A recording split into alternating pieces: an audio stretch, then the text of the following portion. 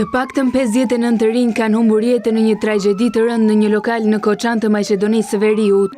Sipas drejtoreshës së spitalit të Koçanit, pjesa më e madhe e viktimave nga flakët që përfshin lokalin ishin të moshave 14 deri në 25 vjeç.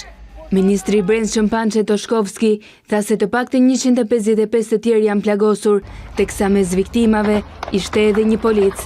Ai tha se deri tani janë identifikuar të paktën 31 persona. Të plagosurit janë dërguar në spitalet në Shtip dhe në Shkup. 18 prej tyre janë në gjendje të rëndë. Ministri tha se është lëshuar urdhër ndalimi për 4 persona. Ngjarja ka ndodhur rreth orës 3 të mëngjesit të 16 marsit në klubin e natës. Në diskotekë ishin rreth 1500 të rinj, duke ndjekur një performancë nga një grup muzikor vendas. Sipas mediave, një nga anëtarët e grupit është mes të plagosurve, ndërsa një tjetër nuk është gjendur ende. Shkaki i zjarrit dyshohet të kenë qenë fishek zjarret që janë përdorur brenda në ambientet e lokalit gjatë festës. Presidentja e Maqedonisë së Veriut, Gordana Siljanovska-Davkova, vizitoi të plagosurit dhe shprehu keqardhjen e thellë për humbjen e jetëve të shumë të rinjve.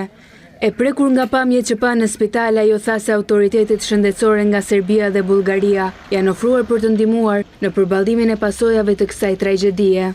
Kryeministri Hristijan Mickoski theksoi se qeveria dhe institucionet do të bëjnë gjithçka që është e mundur për të ndihmuar familjet e prekura.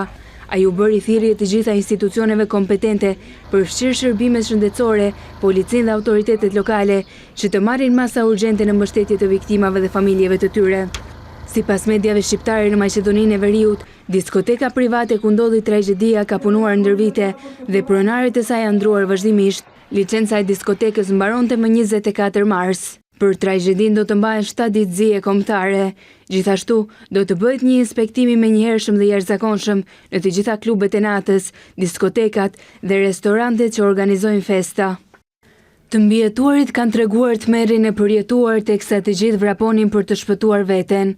Familjarët ende kërkojnë të afërmit e tyre, për të cilët nuk e dinë janë gjallë apo vdekur.